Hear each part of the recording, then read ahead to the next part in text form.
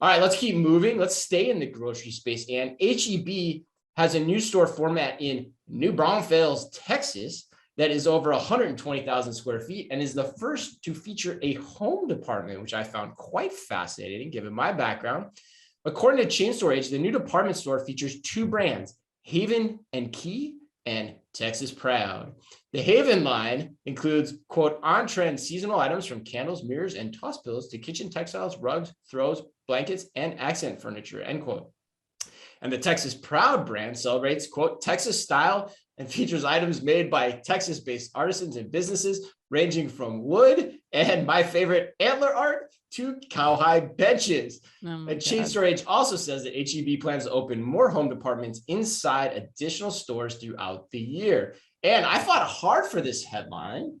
What do you think of this one? Yeah, I mean, you did. At first I was just kind of like, well, I don't know. It's another store concept that, different kind of merchandising set, that kind of thing, which didn't seem like too big of a deal to me until we started discussing it. And I'm sure you'll address your points, but I think for me, what this says is that your biggest advantage right now as a retail outlet with a physical footprint is you can make the seek and destroy mission that online retailers, even Amazon, still cannot replicate. If I need something, if I need that cowhide bench, Chris, for the outdoor barbecue that I'm having in a half an hour, and it's the only thing I can get to complete my outdoor barbecue, I can go get that. And you still cannot do that even in 1 hour or 2 hour. And the process to do that is difficult. So I think you still are serving the customer need of convenience and getting something exactly within the next 30 minutes of when I want it.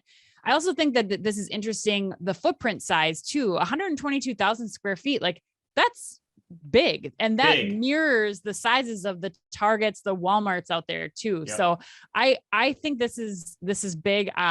And I'm glad that you fought for it, because you should tell people what you're coming around, huh? Yeah. You're coming around. Yeah. I think your point's dead on. Like, I think the way I'd expand upon what you just said too is like, when you have large baskets across many categories, e-commerce is still not that convenient, even at Amazon, because you have to hunt and peck to find everything. Right. It's almost like, just from a time perspective, more efficient to just go to the store, wander, pick everything up that you want, and then you don't have to wait for delivery. You already have it, right?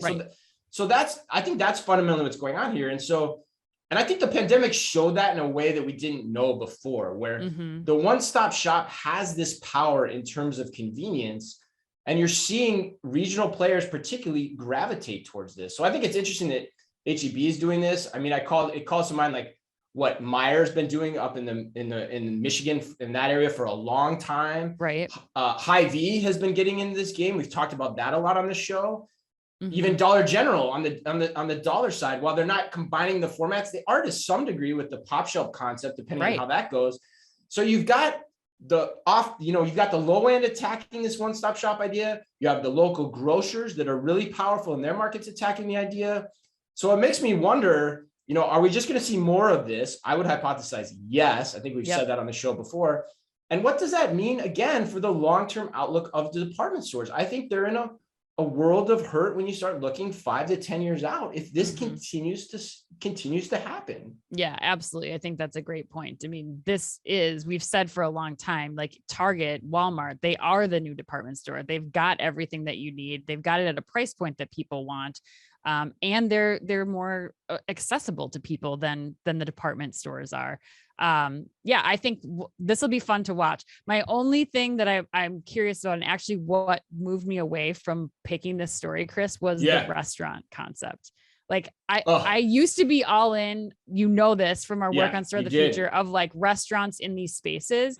But I think that if I'm making a prediction about this store, my guess is that restaurant will move to pick up in like a matter of months once the space is open. So it'll move to pick up only, and they'll see the benefits of converting the selling floor to, carrying more merchandise and serving that one-stop shop need, and close the 2-floor restaurant part of this. I think that's a really smart ad that you just put onto this story. I mean, it goes back to what we talked about with, was it Champs that did the smoothie bar? Yes. Like the demand just isn't there for the combination of restaurants in these spaces to a degree. Yeah. and or we don't know how large of the extent that the demand is there. Now it could be depending on if the rest, and this store is really unique. It's like a double level and like has a massive restaurant experience. So that could actually potentially work differently. But I think it's a brilliant point, Ann.